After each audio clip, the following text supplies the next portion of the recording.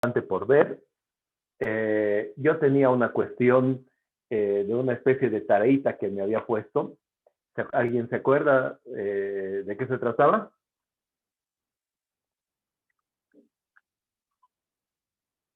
Que les dije que iba a preparar especialmente para la clase de hoy.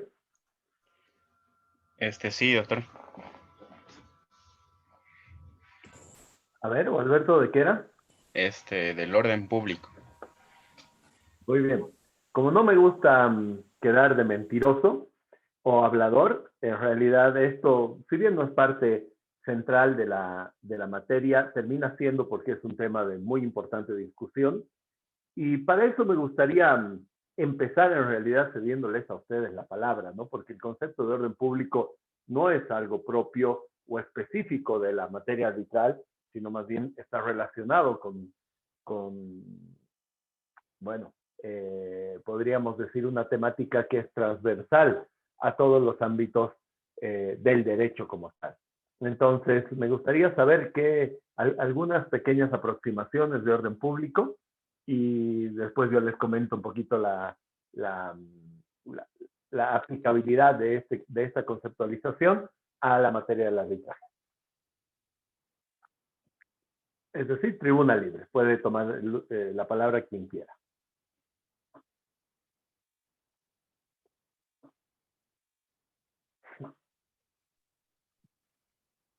Perdón, doctor, ¿podría repetir la pregunta? No se escuchó muy bien. Bueno, yo no lo escuché bien, doctor, por favor, disculpe. Claro que sí, con mucho gusto. Básicamente, las primeras aproximaciones del concepto de orden público.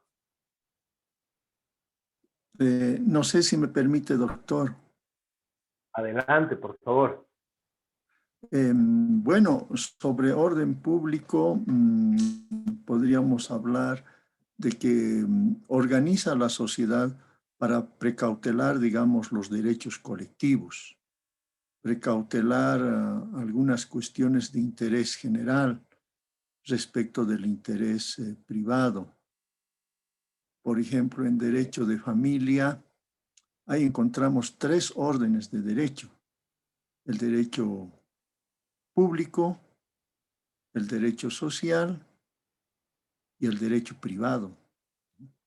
Entonces, los 3 derechos están en derecho de familia.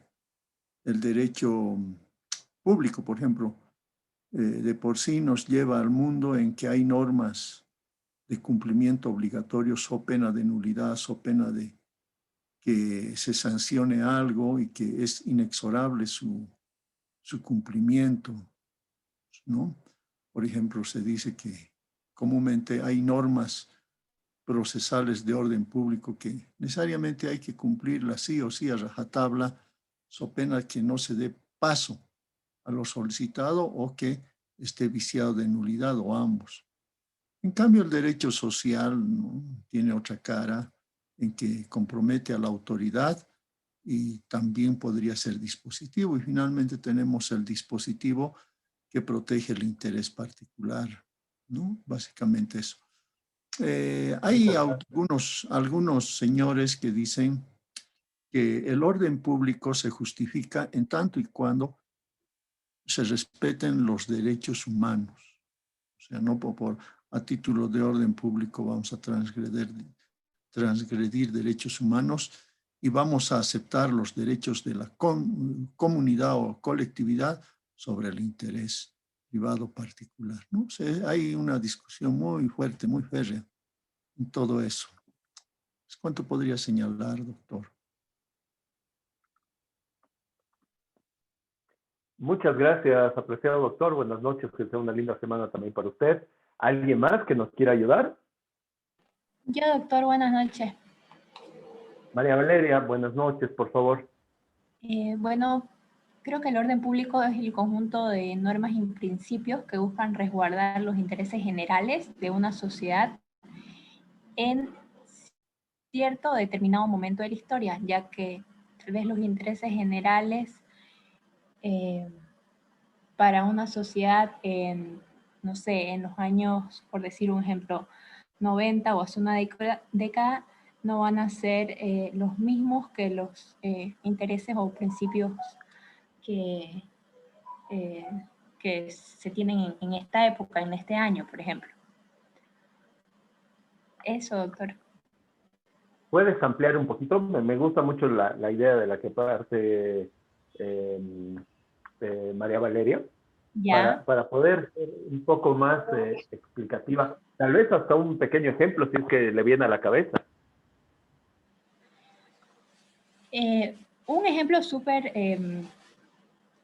tal vez común, que ahora nos puede parecer, no sé, retrógrada, es que tal vez un principio moral en sociedades muy antiguas era que, no sé, las mujeres no podían votar o no debían, no sé, ir en contra de la voluntad de sus esposos. Y si comparamos esos principios morales, por así decirlo, de aquellas épocas, de aquellas sociedades con las de ahora, vemos que no tiene relevancia.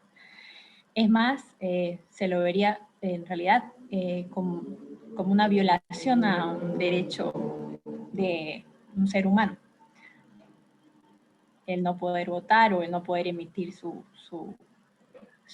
propias ideas. Eso, doctor, Gracias, no sé si Sí, totalmente. Totalmente. Lo que pasa es que yo quiero, para la clase, aquellos que no estén familiarizados con la idea de orden público, que se vean como dos opiniones que parecieran ser casi situadas en o parecieran estar, no ser, perdón, estar situadas en dos lugares totalmente opuestos, como han sido las de los doctores Valdivia y Roca, son en realidad complementarios a la conceptualización de lo que es orden público como tal, ¿no? Uno muy claro en manifestar que la vulneración a ciertos principios, a ciertas normativas, otorgadas en base a una necesidad del Estado para mantener alguna situación dentro de la convivencia de los hombres en sociedad, adquieren el carácter de orden público y por ende no pueden ser vulneradas, es decir, algo mucho más claro, como algo tan abstracto como era lo que nos hablaba María Valeria, que era básicamente casi una inspiración axiológica, ¿no? Axiológica y moral, además, algunas cuestiones que tienen que ver con lo que la sociedad en su conjunto acepta o deja de aceptar y que incluso son susceptibles a irse modificando con el tiempo y que ni siquiera podemos decir a ciencia cierta que eso específicamente pudiera ser derecho incluso, ¿no? Y ambas opiniones son totalmente correctas como tal. ¿Alguien más quiere agregar algo?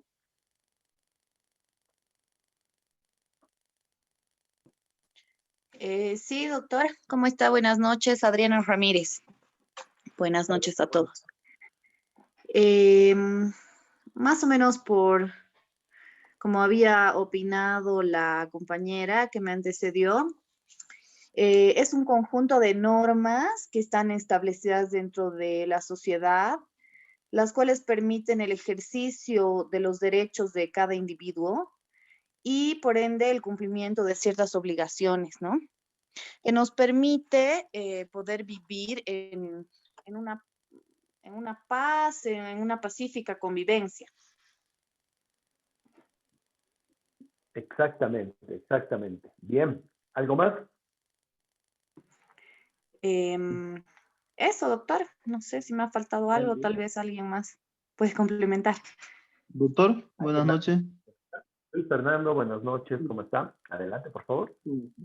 Bueno, en sí, parte del principio, ¿no? De que es un conjunto de normas, reglas y principios que regulan el desenvolvimiento armónico de toda la sociedad, ¿no? Que esto es fundamental, ¿no? De importancia y la existencia digna mismo del ser humano, toda vez que sin estos preceptos del concepto del orden público sería la vida en común caótica, ¿no? Se convertiría en un desorden total.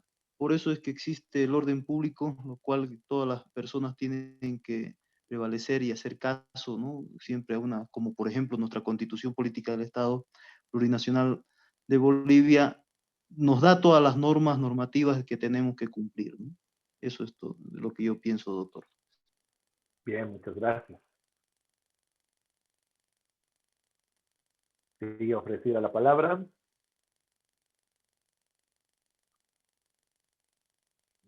Bien, como ustedes ven, dentro de esta, no sé si imposibilidad, pero dificultad como mínimo, de poder entender lo que es orden público, está inverso el arbitraje, ¿no? Porque no nos olvidemos que tanto en lo que es arbitrabilidad, es decir, materias que pueden ser sujetas a una solución de disputas mediante el procedimiento arbitral, como en el aspecto que tiene que ver con la validez del laudo arbitral, porque lógicamente una de las causales de nulidad del recurso de las causales de nulidad del laudo arbitral es precisamente el laudo contrario al orden público, lo cual significa que debemos tener preciso y claro qué es orden público para los efectos del arbitraje como tal. Por ejemplo, les voy a dar una idea o un avance de, y va a ser lo último que voy a poner a criterio de ustedes para determinar cuáles deberían ser estos límites. Ustedes saben que de acuerdo a una disposición de la normativa civil vigente,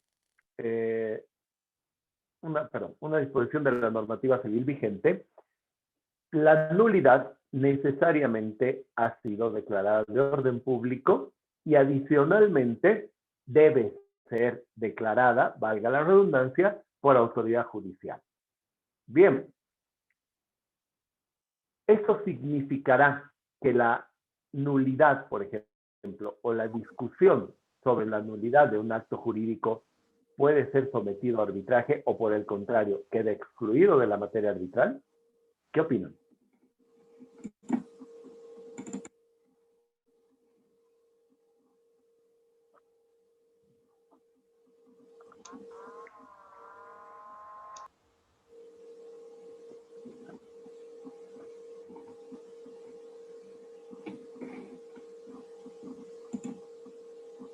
¿Me permite, doctor? ¿Me permite, doctor? Adelante, adelante, adelante, por favor. La palabra está para que hable quien quiera. Gracias. Bueno, la institución de la nulidad, digamos, evidentemente está clasificado en el Código Civil de Orden Público por diversos motivos. Puede atentar contra el orden público. Atentar contra el orden público, digamos que estamos vendiendo el lago Titicaca, ¿no? O estamos queriendo vender una libra de alguna persona, sus huesos, su carne estando viva. Entonces aquello es nulo, ¿no? Puede ir evidentemente contra los derechos humanos, contra el patrimonio, aspectos totalmente prohibidos, pero también puede ir contra algo ilógico, ¿no? Estoy vendiendo el sol, las estrellas o algo así. Entonces, no amerita más que demandar, pues, por la vía judicial la invalidez, la inexistencia de ese contrato vía acción de nulidad, ¿no? La acción. Entonces, en nuestro caso, tendríamos el recurso de nulidad precisamente por esas cuestiones que no son disponibles, por esas cuestiones que afectan al orden público o situaciones ilógicas extremas. Entonces yo creo que se justifica el recurso de nulidad ampliamente en nuestra materia, así yo lo he podido ver. Por otro lado, bueno, en los tribunales donde yo más veo, tengo un bufete y tramito más juicios, algunas veces los conciliadores dicen, tratándose de acciones de nulidad, pues no podemos conciliar. Y creo que es algo falso aquello. Lo que se plantea es una acción judicial, pero cuando se va donde el conciliador y eventualmente donde el árbitro, ya no se está viendo la acción, sino se está viendo la pretensión. Entonces, habría que ver qué tipo de pretensiones. La mayoría de las pretensiones en derecho civil, en derecho comercial, generalmente son disponibles. Entonces ya se utiliza otra figura frente al conciliador para dejar sin efecto un acto nulo, ¿no? Por ejemplo, que se haya otorgado un instrumento público, una venta por una persona muerta. Entonces ahí sus herederos perfectamente pueden solucionar a nivel de la conciliación, de acuerdo al artículo 519 del Código Civil, disolviendo el acto, disolviendo entre partes. Y de este modo, no siempre hay que ver que todo el proceso judicial de nulidad se desarrolle para dejar sin efecto un acto incluso por una persona muerta o que esa persona muerta jamás participó en ese acto. Entonces, ahí tenemos una solución de la acción judicial respecto de la pretensión de nulidad. Gracias, doctor. Muchas gracias. Muy instructivo, apreciado doctor Valdivia, este aporte que usted nos da. Ha habido una sentencia constitucional sumamente polémica que ha, entre comillas, pateado la línea de lo que se venía estableciendo como, podríamos decir, un sesgo de entendimiento de lo que es materia arbitral y que no. Básicamente porque estableció, para hacerles sencillo el cuento, que las cuestiones sujetas a una eventual nulidad no podían ser materia de arbitraje porque se estaba tratando de una cuestión de orden público. ¿Ya? Y es una argumentación como mínimo coja, permítanme la crítica, básicamente porque en la misma sentencia te dicen que la anulabilidad, que también debe ser declarada judicialmente, sí puede ser resuelta en un procedimiento de arbitraje, por ejemplo. O sea, es una sentencia bastante complicada desde la perspectiva de la salud del proceso de arbitraje y adicionalmente te pone en conflictos porque no es la única normativa dentro del ordenamiento civil vigente que hace referencia a cuestiones de orden público. Por ejemplo, podemos citar el relacionamiento en materia de sociedades comerciales, en el que muchas de las normas tienen este carácter. Lo que no significa que no sean derechos disponibles, que ustedes saben que es la base de lo que las personas pueden discutir en arbitraje.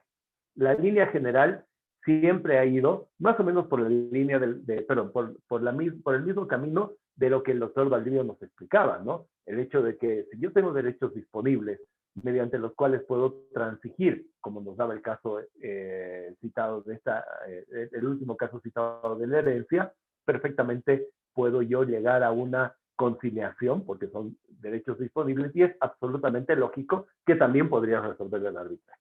Planteado este escenario, ya nos damos cuenta que el orden público como elemento dentro del proceso arbitral tiene mucho que decir, ¿no? Tenemos mucho que dejar sentado. Por efectos didácticos, he buscado, o se trata de buscar, creo yo, los mayores aportes que podamos, que podamos tener aplicados a nuestra realidad jurídica, ¿verdad? Es decir, de nada nos sirve solamente conocer lo que nos dice la doctrina francesa, la doctrina española o el common law sobre estas cuestiones. Así que he querido rescatar para este estudio un libro, no sé si ustedes lo tienen, tal vez incluso el doctor sea docente del diplomado, es el doctor Cristian Tarifa Foronda. Él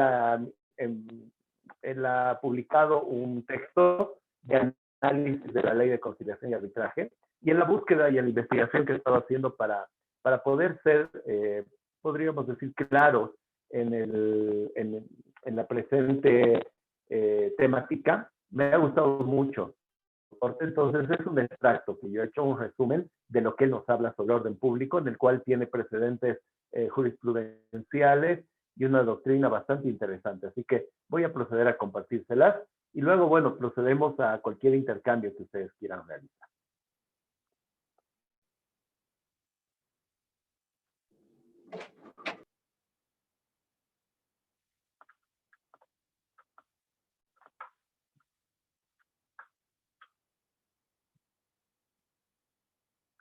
Bien, respetando como siempre y siendo muy respetuosos de los derechos de autores, que el orden público en el arbitraje, esta es una extracción de justamente este libro de autoría del doctor Cristian Tarifa Foronda.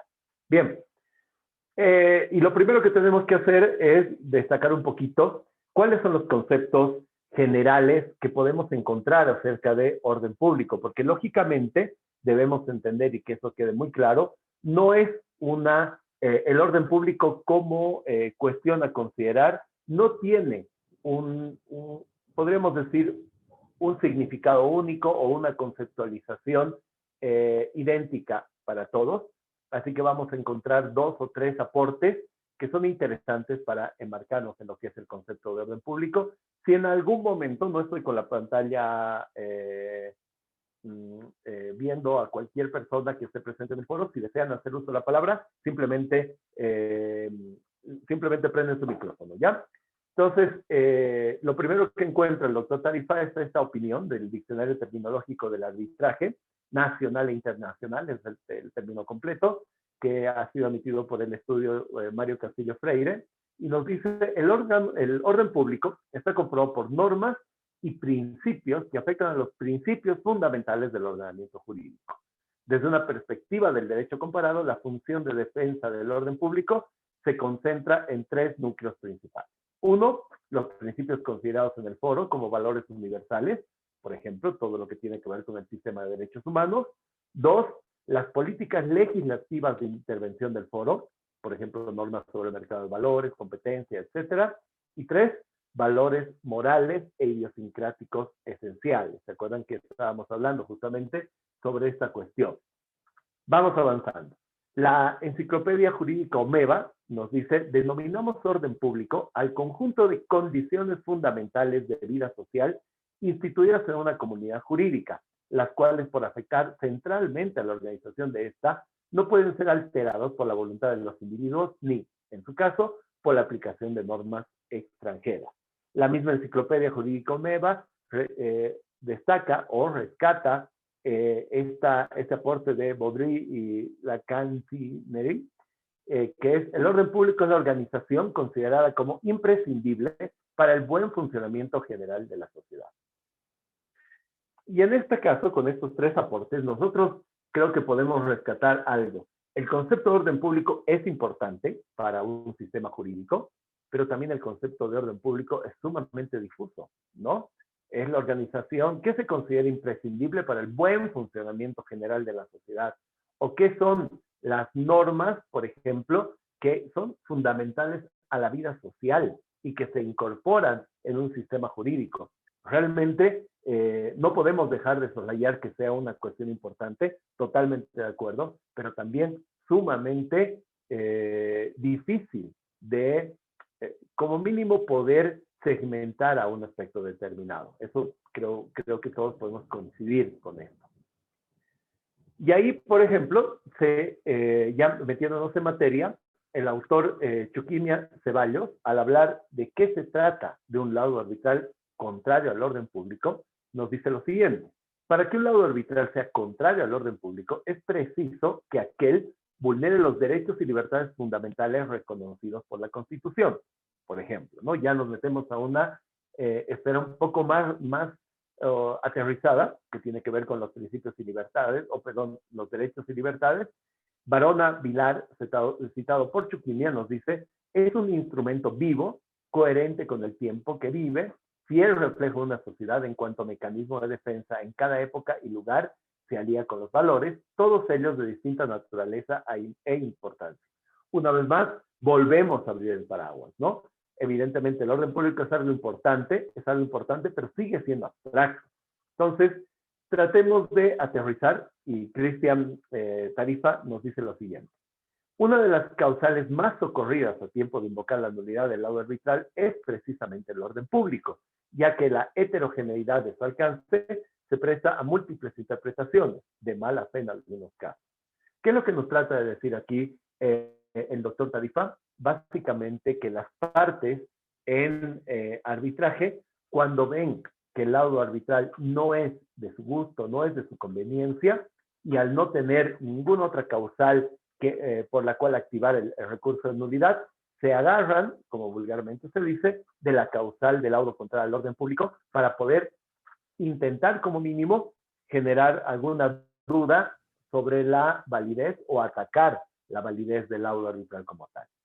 Agrega algo que es muy importante a mi humilde modo de ver, el doctor Tarifa, y nos dice, el legislador, cuando ha creado la causal de nulidad, ha buscado precautelar a los arbitrados, terceros y al propio Estado contra laudos que atenten contra cierto, que manifiestamente atenten contra cierto orden de derechos y principios preestablecidos que son vitales para la convivencia de la sociedad como tal.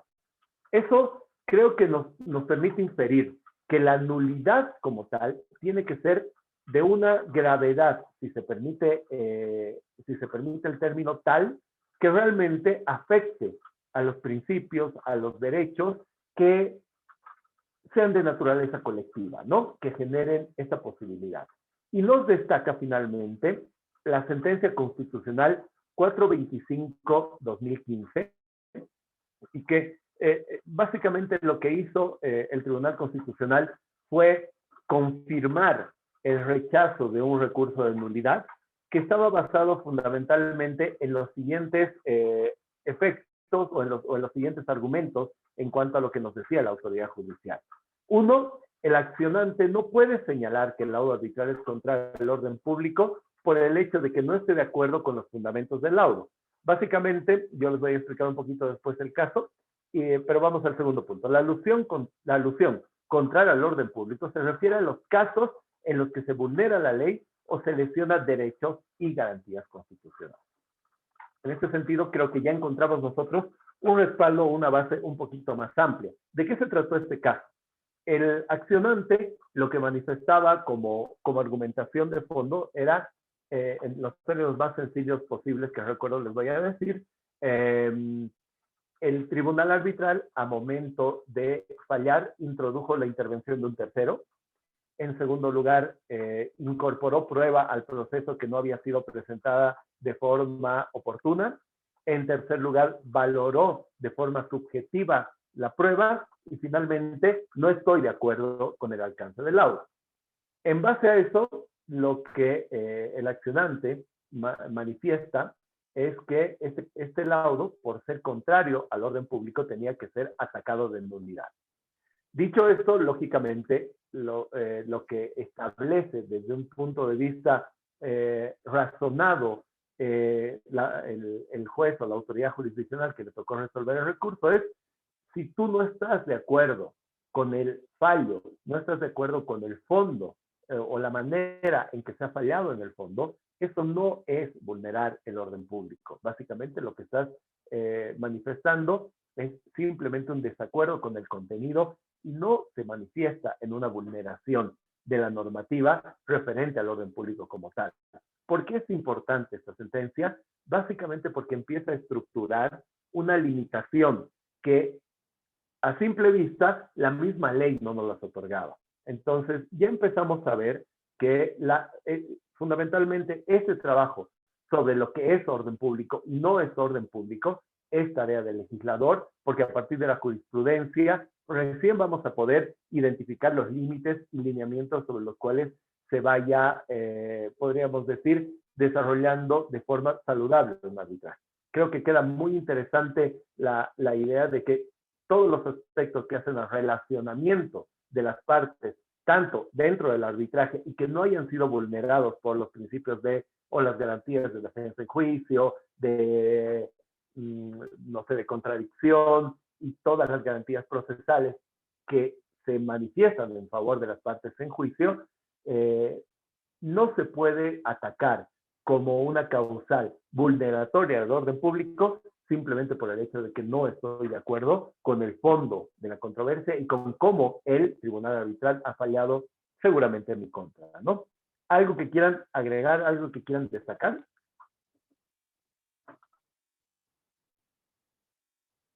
Doctor, disculpen, ¿es posible que nos pueda repetir el número de la sentencia constitucional? Con mucho gusto. Es la 525-2015. No sale fecha, ¿no, doctor? Le cuento que la he buscado, quería mostrárselas, pero tanto en el libro como en internet no le he podido conseguir. Más bien, si alguien nos ayuda, va a ser buenísimo. Doctor, disculpe la pregunta. Lamentablemente que en internet hay hartas 425 quebrado 2015. Sí, sí, me ha pasado lo mismo. Justo me dio mucha curiosidad tener la misma sentencia porque la he encontrado solamente en el libro y no la he podido conseguir. La voy a seguir buscando, pero si alguien también la encuentra, por favor, para socializar entre todos. Creo que Wilson tomó la palabra, tal vez. Sí, doctor, va a disculpar, quería saber si era la 525 o 425. De acuerdo a lo que tengo en el libro del doctor Tarifa, es la 525.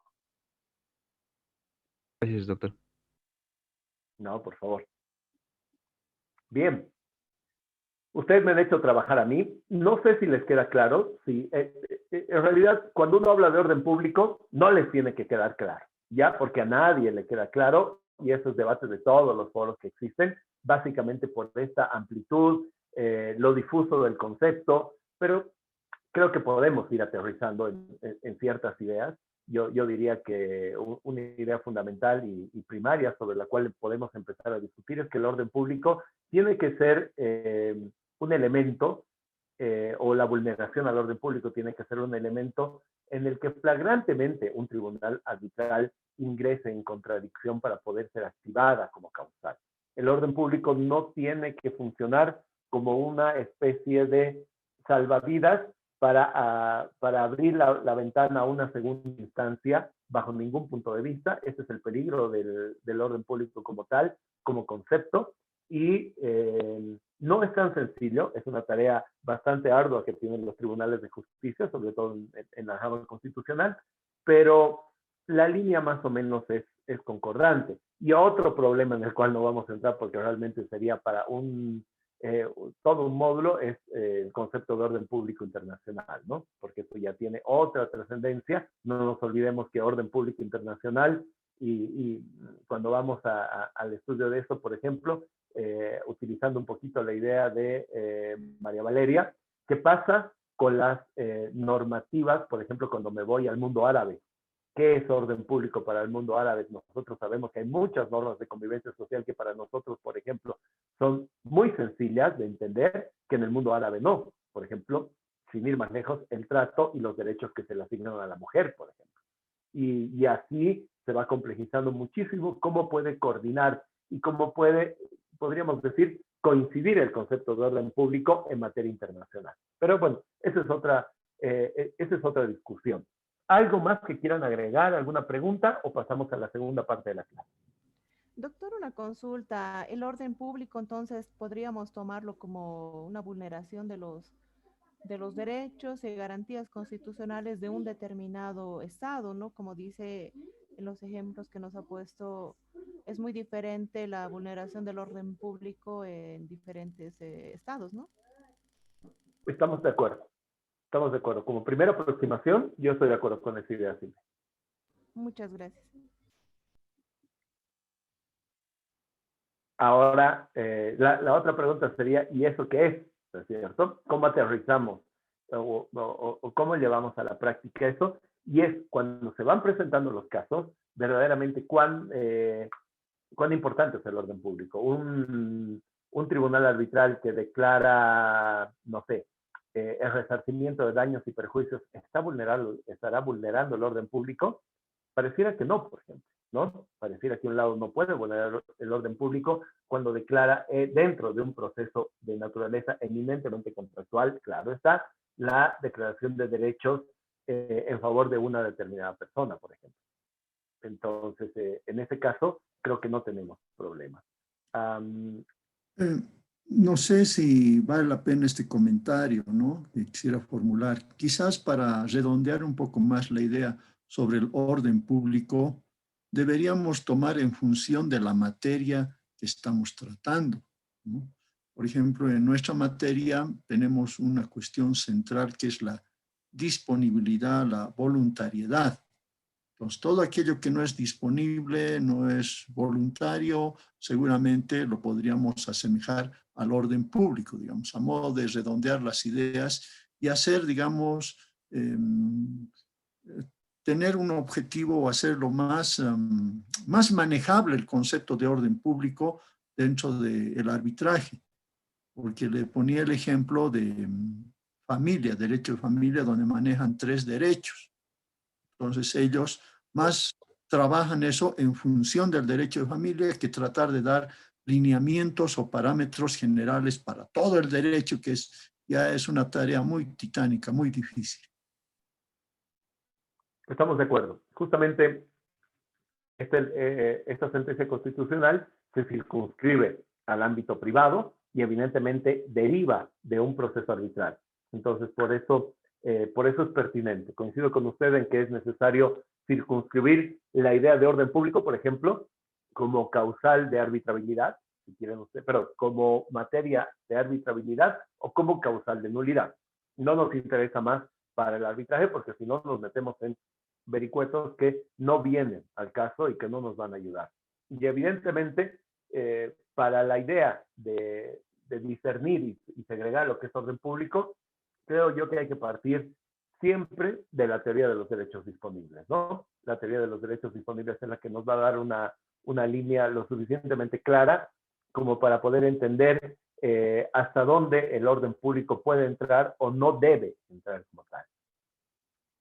Bien, ustedes me han hecho trabajar a mí, yo feliz porque realmente son temas que son muy lindos de analizar y volver a leer, pero ahora es mi venganza, yo los voy a hacer trabajar a ustedes. Les he hecho llegar una demanda arbitral. Esta demanda arbitral no tiene fallas desde el punto de vista de, no es un trabajo como el que hicimos la semana pasada con el tema del calendario procesal, primera idea, ¿ya? Lo que quiero que hagan obviamente es que se familiaricen con una demanda. Esta no es una demanda real, es una demanda simulada, porque lógicamente ustedes saben que tenemos un principio de reserva y confidencialidad en arbitraje, por los que no podemos trabajar con instrumentos reales, pero es muy cercana a la realidad. ¿Y qué es lo primero que quiero que hagan? Básicamente van a entender desde el punto de vista hasta de la temática, ¿qué es lo que habitualmente se discute en el arbitraje? Punto 1. En segundo lugar, quiero que disgreguen. Ustedes han debido ver que tanto la ley de arbitraje como los diferentes reglamentos institucionales presentan unos requisitos sobre el contenido de la demanda.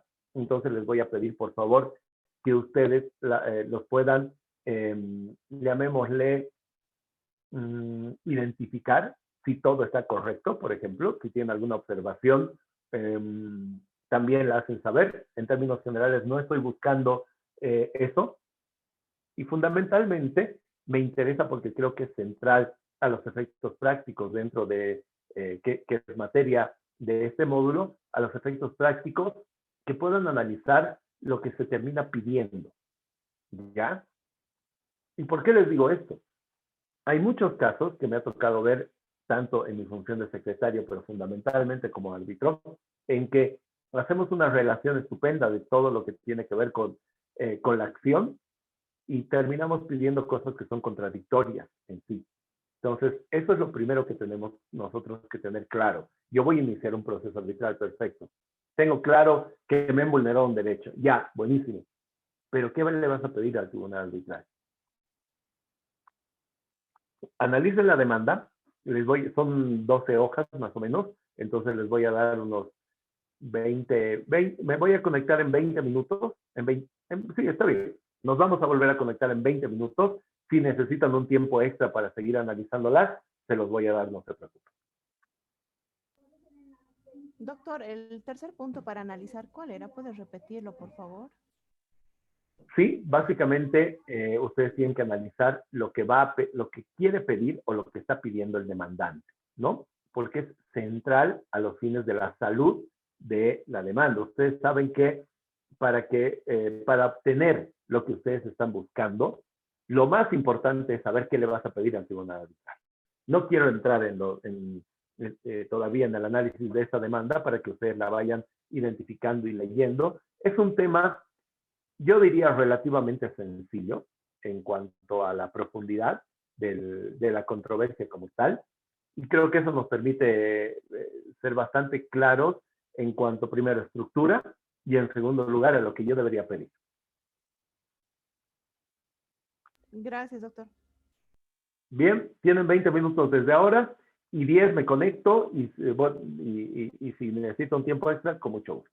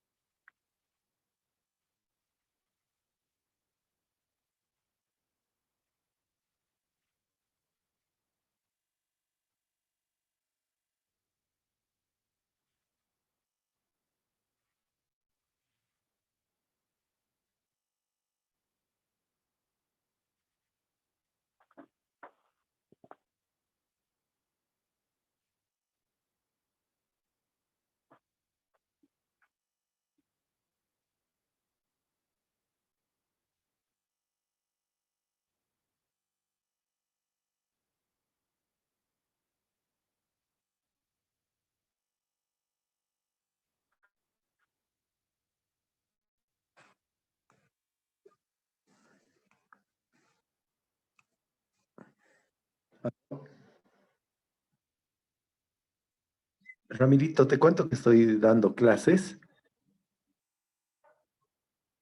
Mañana de la mañana. Ya, hermano, un abrazo. Chao, querido. Doctor, está con su micrófono encendido. Mil disculpas, gracias.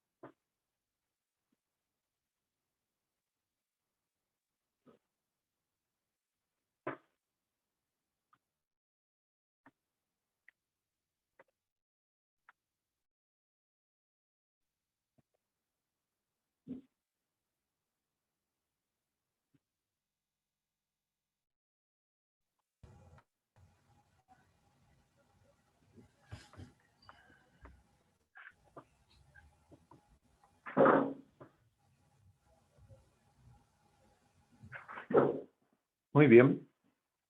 Ya son los 20 minutos. ¿Han podido terminar? ¿Necesitan un tiempo más?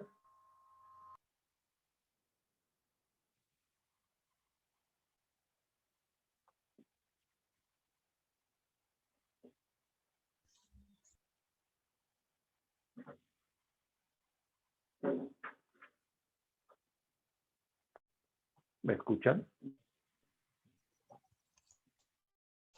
Sí, doctor, yo creo que ya no la lectura.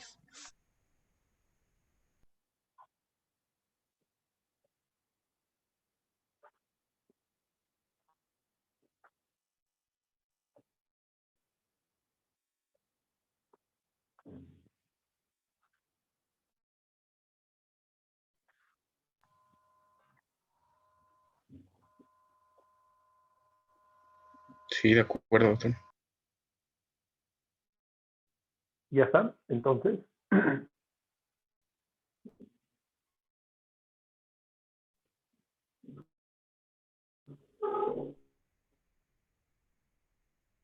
Doctor, yo creo que Sí, doctor.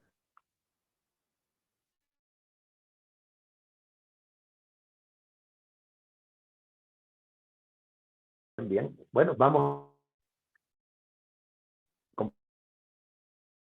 compartir un poco mi tema.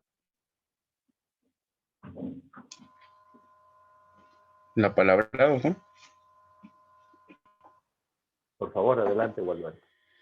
Bueno, sí me ha parecido un memorial bastante interesante, casi similar a lo que se presenta también en derecho privado, ¿no? Bueno, en los juzgados civiles y comerciales. Y sin embargo, hay un detalle aquí en su petitorio de la resolución del contrato.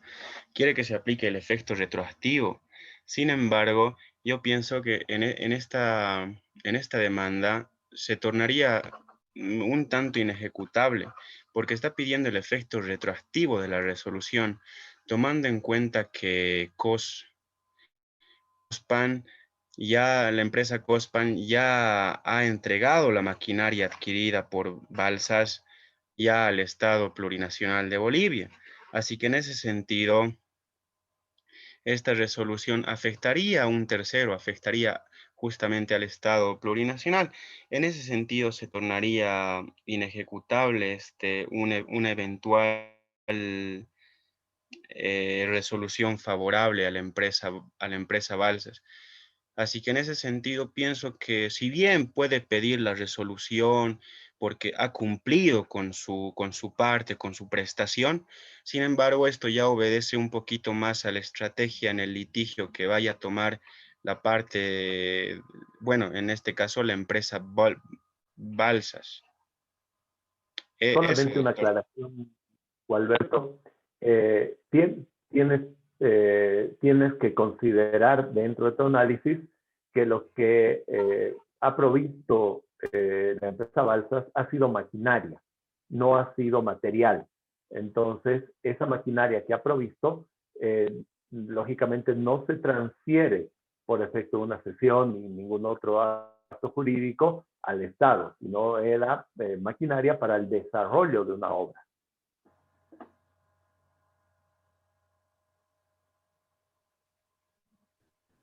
Ah, perfecto, perfecto, doctor. No me he percatado de ese Doctor, detalle. Pensé que era la maquinaria. doctor, Claro. A ver, no sé quién pidió, pero por favor, adelante. Fernando Hopi, doctor, perdón. Adelante, Fernando. Aló, ya. Antes, bueno, ahorita ya estamos con la demanda, o sea que ya hubo la primera fase que fue la solicitud, ¿no ve? Claro, O esto estamos viendo, ya tenemos tribunal arbitral. El tribunal ajá, arbitral se ha instalado, ha otorgado los 10 días para la presentación de la demanda como tal y estamos en ese momento procesal. ya, porque la primera fase es, bueno, la solicitud para habilitar recién el tribunal y es donde se define los puntos, ¿no? Los hechos de la controversia, todo, ya que tiene conocimiento la parte convocada. En consecuencia, doctor, bueno, aquí, ¿no? Ellos piden las resoluciones de los contratos, de todos los contratos por las ventas de maquinaria que no se habían pagado efectivamente. Pero yo veo que en vez de ir a pedir el pago total, sería lo más importante ver que el abogado haya visto y previsto en esta demanda de quitar más bien, como ya la han dejado las maquinarias, quitar y solicitar el lucro cesante, ¿no? Para más garantizar su devolución, porque a la larga que le devuelva todo el dinero que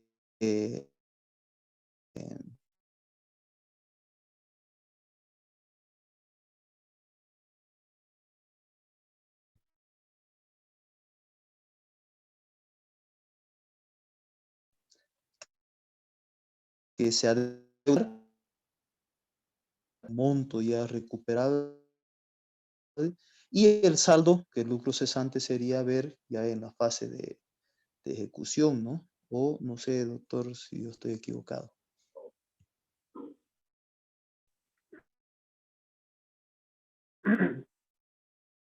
Que hay que ir, el demandante pide como primera medida, como efecto de la resolución de las maquinarias, básicamente porque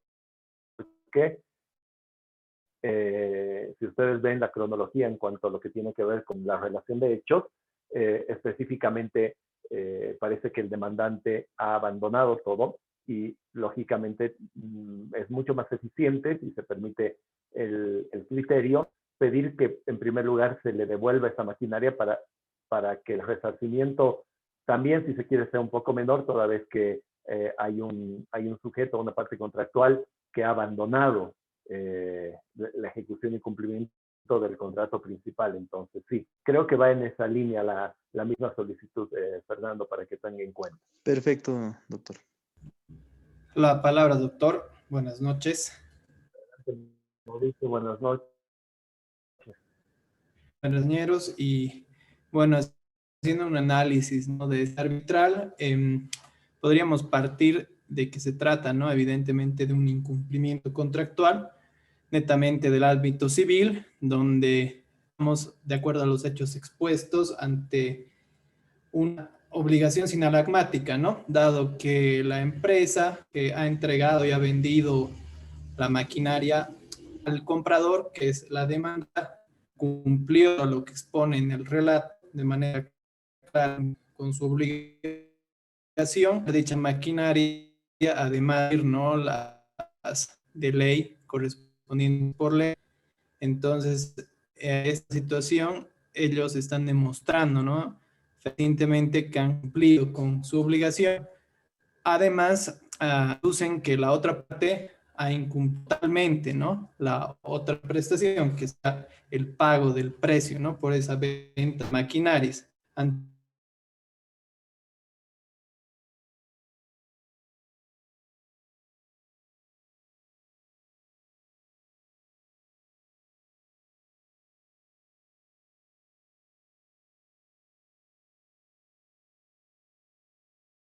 Lo sigo por civil en diciembre de la demanda, con el auxilio de ley de la autoridad correspondiente para poder hacer los desapoderamientos, y en ese entendido podrá recuperar una parte, ¿no?, de la obligación incumplida. Y además, obviamente, los demandantes están exigiendo una compensación por daños y perjuicios, amparados totalmente en la ley civil, y al efecto hacen notar, ¿no?, que ellos han emitido facturas fiscales a favor del comprador, por cuanto esos gastos constituyen evidentemente daños y perjuicios para la vendedora, los cuales están calculados, ¿no?, más adelante en la demanda. Entonces entiendo que la relación fáctica está bien desarrollada, la relación de derecho también está bien expuesta, y el petitorio es claro, ¿no?, en esta demanda, que es la resolución del contrato, la devolución de la maquinaria por efectos retroactivos y el perjuicios pertinentes, ¿no? Que corresponden a las sumas que tanto de las facturas fiscales como también bien analizan en la depreciación, ¿no? De las maquinarias, porque tenemos que tomar en cuenta que los bienes de uso, a partir de que, valga la redundancia, se empiezan a usar, estos pierden su valor inicial, se van depreciando con el paso del tiempo y con el uso. Entonces, todo está bien calculado, obviamente, ¿no? En este caso ficticio, y considero que la demanda expone bien los puntos de hecho y de derecho y su petitorio de manera clara para iniciar esta demanda. Gracias, Mauricio. Y ahí pueden ver, agregando un poquito, que estamos hablando de una devolución patrimonial de un pago de impuestos, ¿no? Y no hay que confundir esto con una inarbitrabilidad objetiva en razón de materia, porque acá no estamos hablando básicamente de la discusión sobre la pertinencia o no de un pago de impuestos como tal, y el sujeto tampoco es el Estado, en este caso el Servicio de Impuestos, por lo que no estaríamos ingresando en un terreno sobre el cual no se puede emitir una resolución. Bien, ¿algo más que quieran agregar o vamos a la segunda tarea?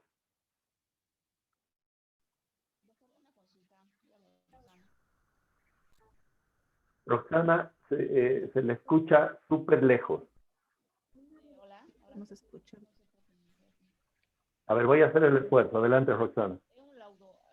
En su petitorio solicita el auxilio de la fuerza pública. ¿Eso es factible dentro del árbitro, doctor? ¿Me puedes recordar en qué parte del petitorio? Voy a entrar de todas formas al documento. 3, en la última parte, doctor. Punto 3 del petitorio, doctor. Ah, ya, excelente. Sí, no se olviden ustedes que el laudo arbitral primero tiene la misma calidad de una sentencia. Punto 1, ¿no? De una sentencia judicial. Y en segundo lugar, como toda sentencia, tiene que procederse a una fase de ejecución. Y la ejecución se puede respecto esto, al tener esa categoría, el laudo arbitral, perfectamente se puede requerir. No, por nada. Segunda tarea del día de hoy. Ustedes son tribunal arbitral o son árbitro único, digamos, dentro de esta controversia. Esa es la macana de no poder trabajar en grupos, a veces termina siendo un poquito más proactivo. Al ser tribunal arbitral, han recibido la demanda, la han analizado y tienen que hacer algo con la demanda, ¿no es cierto? Que específicamente ponerla en conocimiento de contacto. Entonces, quiero que proyecten la esta demanda. Los puntos sean que ustedes consideren desde la de un arbitral. ¿Queda claro?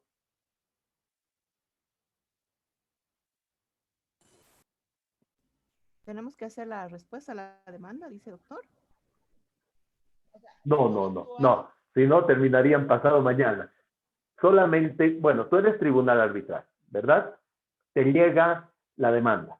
La demanda es presentada en tiempo y tú tienes que hacer algo con la demanda, que es ponerla en conocimiento del demandado, ¿ya? Pero este acto, esta providencia, es lo que estoy pidiendo que ustedes desarrollen. Desde el punto de vista procesal más amplio, ¿no? Ustedes se fijan la ley de arbitraje o el reglamento y van a ver que el tribunal arbitral tiene alguna competencia al respecto. Eso es lo que les estoy pidiendo. Es casi un pequeño ejercicio de práctica forense arbitral en este caso. Como si hiciéramos un auto de admisión, digamos, ¿no? Y traslado. Exactamente eso.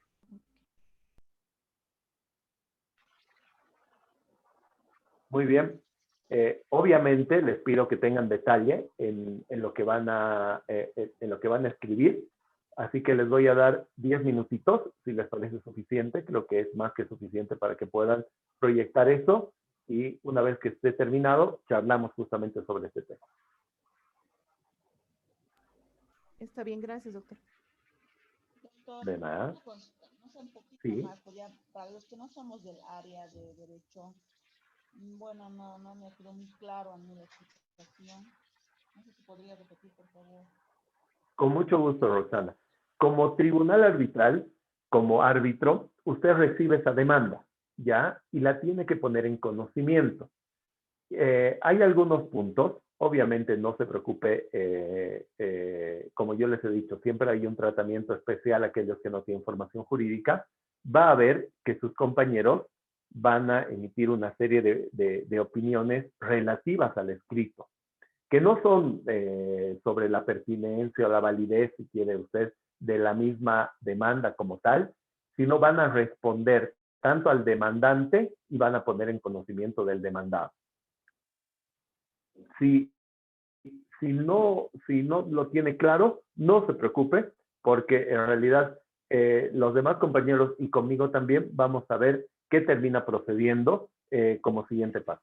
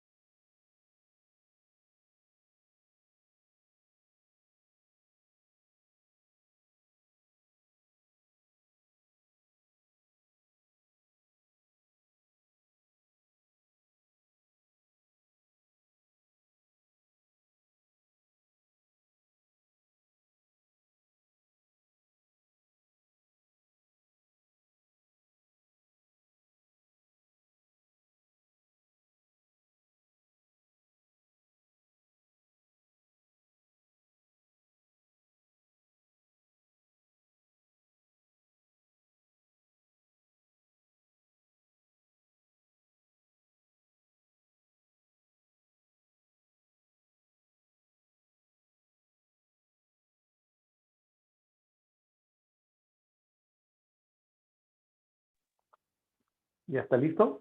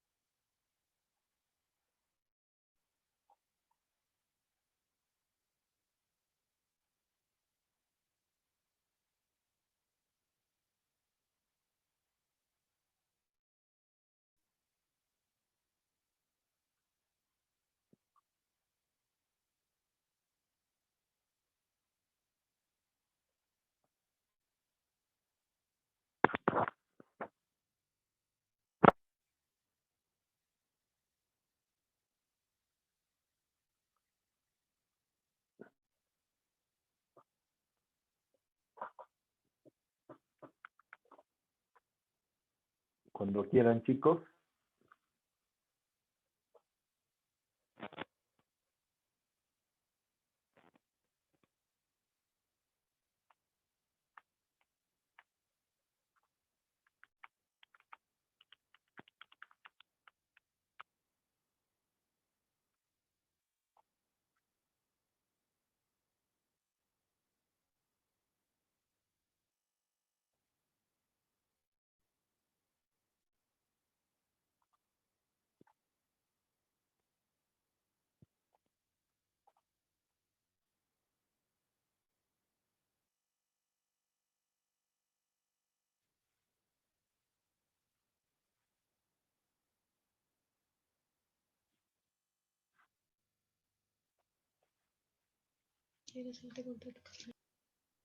Doctor, buenas noches, ¿puedo?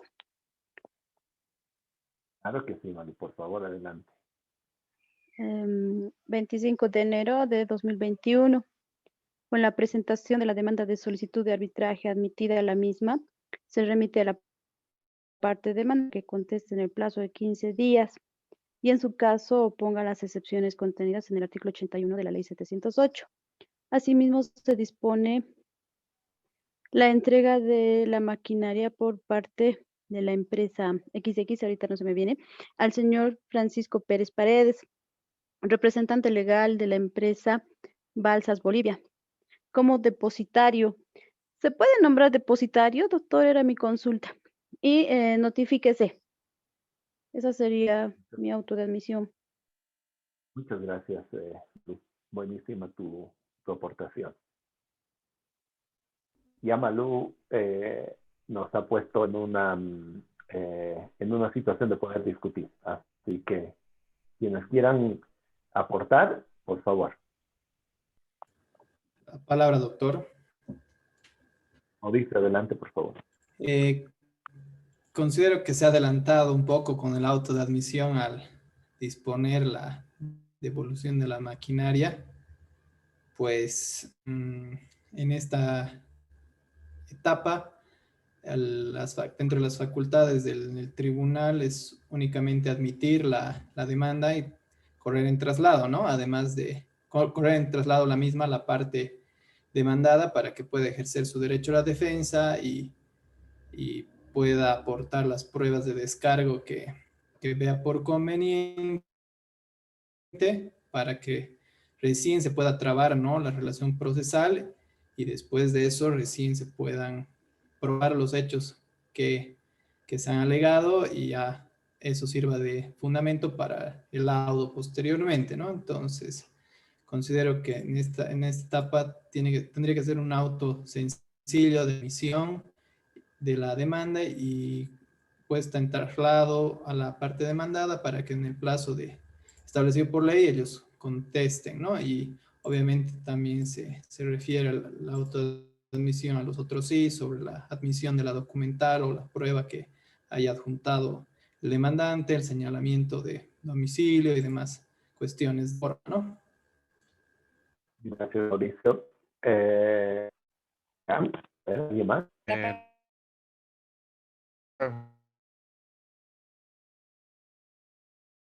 Con Mauricio y tal vez agregar que quizás en la demanda si hubiese solicitado una medida precautoria hubiese sido fundamentada y justificada, ¿no? Para solicitar y este tribunal poder admitir o no la solicitud que realizaba nuestra compañera.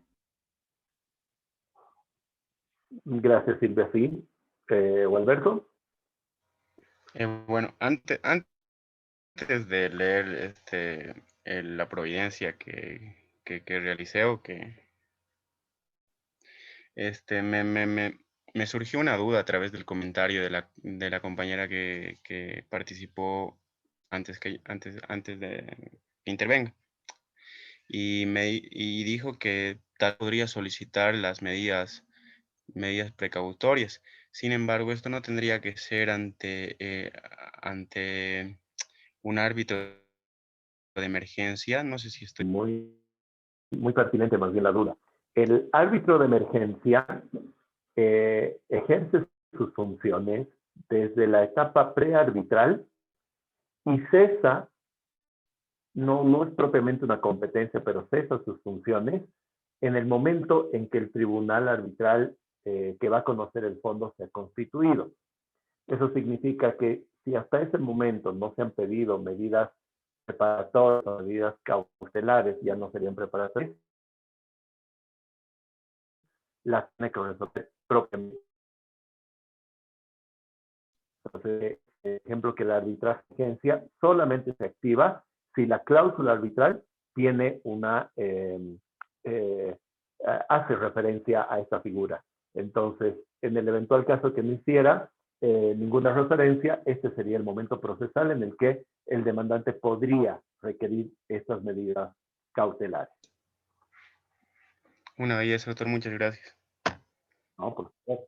Ahora en el asunto de la providencia, no sé si está bien que realicé es, en lo principal, téngase por admitida la demanda de resolución contractual más el pago de daños y perjuicios en todo cuanto hubiere lugar en derecho. Traslado en forma personal a la empresa COSPAN, sociedad anónima, a través de su representante legal XXX, a efectos del artículo 89, parágrafo 2 de la Ley de Conciliación y Arbitraje. Al otro sí primero por adjuntar la prueba documental preconstituida con noticia contraria, al otro sí segundo si tiene presente en relación a los honorarios, y al otro sí tercero por señalado el domicilio procesal. Muy bien, Alberto, muchas gracias. Doctor, Fernando Hopi. Fernando, adelante, por favor. Muchas gracias, doctor. En este caso, bueno, viendo la demanda, antes de entrar, como el compañero dice, del proveído de admisión, efectivamente no, en la demanda no se pide las medidas cautelares, ¿no? En sí, solamente directo en resolución solicitan cierta para que se declare probada. En consecuencia, mi proveído sería, ¿no? El tribunal admite la demanda, posesiona al secretario designado en la audiencia de instalación y ordenan se notifique con el auto advisorio de la demanda arbitral a la parte contraria o a la parte demandada, que es en este caso, perdón, aceptando la presente demanda en conforme al artículo, se dispone la notificación conforme al artículo 89 de la ley 708 de arbitraje y conciliación. En consecuencia, y después va aceptando lo que es el otro sí, la prueba, todo. Eso sería, doctor. Gracias, Fernando. ¿Alguien más? Sí, doctor. Doctor Valdivia, ¿verdad? Si no, la doctora, por favor, disculpe. No, doctor, siga. Yo ya No, hablo. por favor. Está bien, muchas gracias. Bueno, le doy lectura, ¿no? Habiéndose verificada la competencia arbitral y requisitos establecidos por la Ley 708 de 25 de junio de 2015, Ley de Arbitraje y Conciliación, vigente dentro del territorio del Estado Plurinacional de Bolivia, se admite la presente demanda arbitral incoada por Balsas Bolivia S.A. contra la empresa COSPAM S.A. por la resolución de contrato de compraventa de maquinaria suscrita entre ambas, al haber incumplido por esta última el pago final que debería cubrir el costo de la maquinaria proveída. Asimismo, solicita la restitución de la maquinaria vendida dentro de tercero día de ejecutoriado, el laudo arbitral más la cancelación de daños y perjuicios ocasionados emergentes, entre los que en su petitorio se señala por el monto de bolivianos tantos y en dólares también el monto que se encuentra en la demanda, así como el eventual costo del presente arbitraje en caso de resultar el laudo arbitral a su favor, corriendo traslado al demandado en el lapso de 30 días de notificado, debiendo dar cumplimiento a lo establecido por el artículo 89 de la Ley de Arbitraje y Conciliación. Y Bien. a los otros sí también, otros sí uno por adjuntado, otros sí dos se tiene presente y el otro sí tercero señalado el domicilio procesal.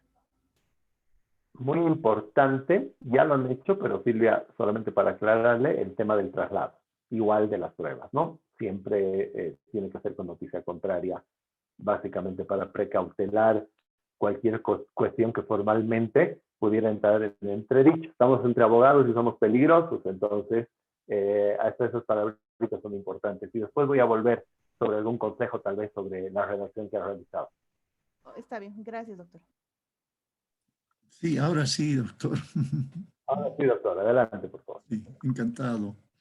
Bueno, yo he hecho una providencia un poco más lacónica, ¿no? Que dice así, por ejemplo, Sucre, 25 de enero de 2021. Es una providencia, por supuesto, ¿no?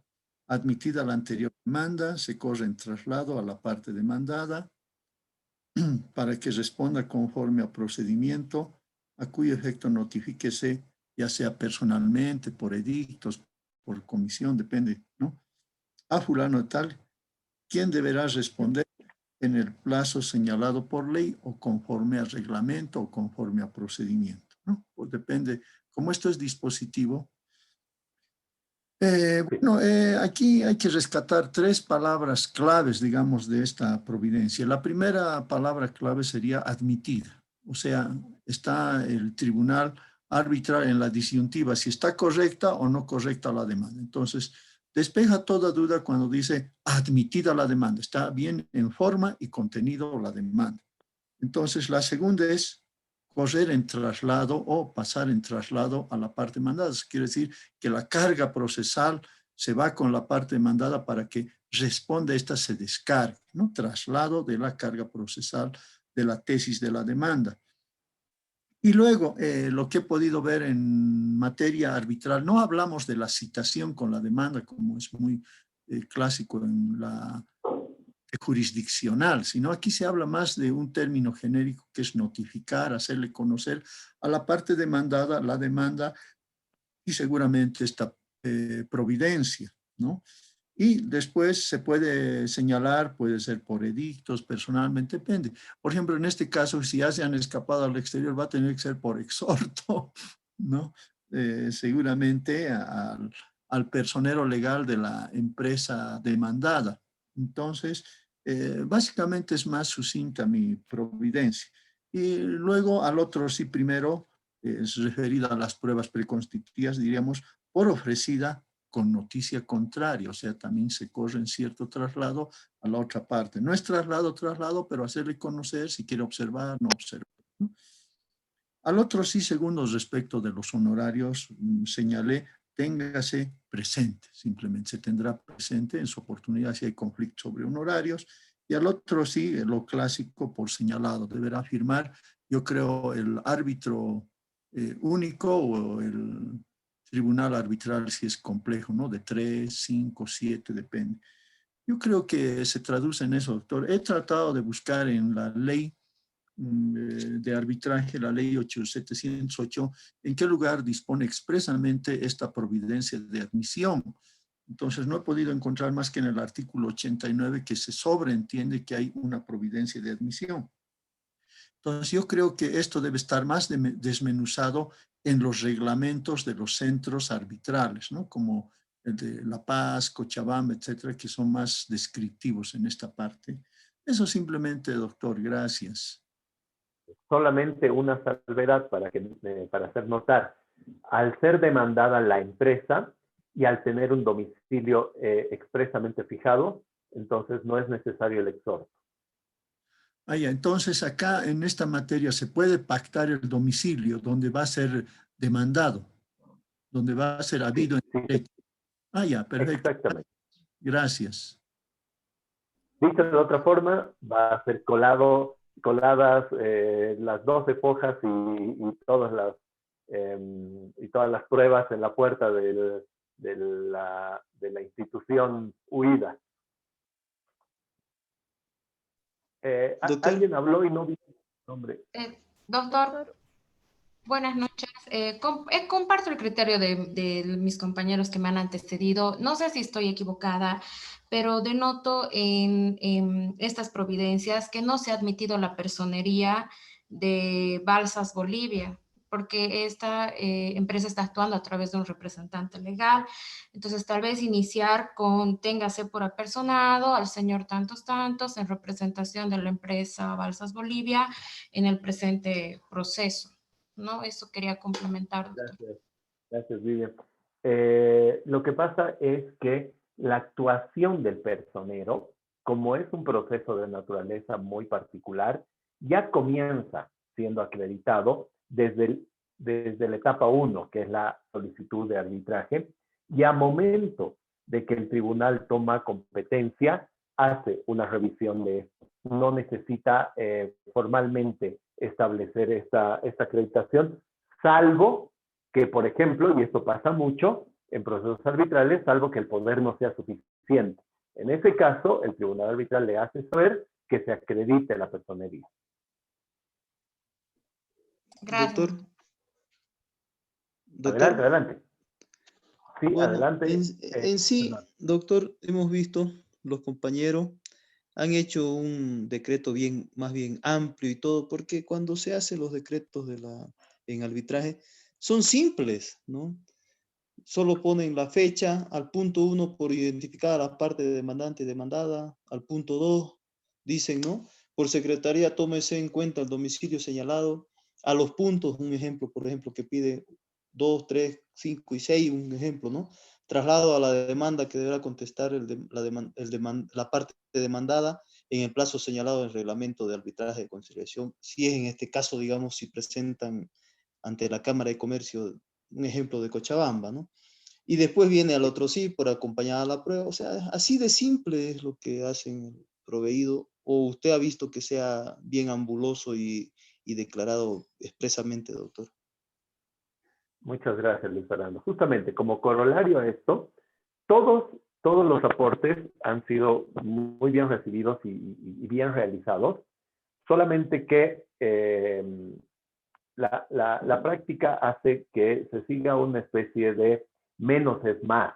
Eso significa que el tribunal arbitral va a evitar realizar cualquier argumentación sobre el contenido de la demanda, va a evitar que cualquier redacción pueda ser mal interpretada, ¿no? Por ejemplo, Silvia, su auto era muy explicativo, estaba muy bien, pero una palabra mal puesta y se puede interpretar como un prejuzgamiento por parte del tribunal. Solamente tal vez hasta por un defecto de redacción. Entonces, lo que hace el tribunal es admitir la demanda y correrla en traslado. No hace mucho más. Obviamente, admite la demanda, la corre en traslado y le otorga el plazo. Como bien decía el doctor Valdivia, al ser dispositivo y tener cada reglamento una particularidad, entonces aplica su reglamento y le otorga ese plazo determinado. No hay que evitar el momento en que ustedes sean tribunal o árbitros de algún centro, evitar cualquier argumentación o cualquier redacción que pueda meternos en una camisa de 11 varas. El árbitro y el tribunal arbitral, cualquiera de los dos, está siempre como que haciendo equilibrio, porque no se olviden también que los abogados que trabajan en arbitraje están todo el tiempo viendo qué armas pueden utilizar para sacar un mejor provecho o fortalecer de mejor manera la defensa. Para la siguiente clase vamos a analizar un poquito esta etapa ya de méritos. Lo que corresponde en los siguientes pasos, lógicamente, es contestar la demanda. Muy habitualmente, esto se los comento, qué pasa en la práctica, es muy habitual que en arbitraje en casi todos los casos se produzca una reconvención, ya una contrademanda, básicamente porque eso tiene un efecto estratégico que recae incluso sobre los valores económicos del proceso arbitral. En ese sentido, en ese sentido, se abriría una nueva actuación procesal, que es la contestación de la reconvención por parte del demandante, ¿ya? O el contrademandado, si quieren ustedes. Y con eso terminaría con los 4 escritos, lo que se conoce como los actos postulatorios. Una vez que tenemos los actos postulatorios ya realizados, demanda, contestación de la demanda y reconvención, contestación a la reconvención, se plantea una fase que antes era absolutamente clara, que ahora es, podríamos decir, cada vez dejada más de lado, que tenía que ver con la fijación de los puntos de hecho a probar. En el amparo o en el marco de la ley 1770, la práctica general hacía que todos los tribunales arbitrales tenían un auto de fijación de puntos de hecho a probar. Podríamos decir la tendencia a partir de la aplicación de la ley 708 te da 2 días.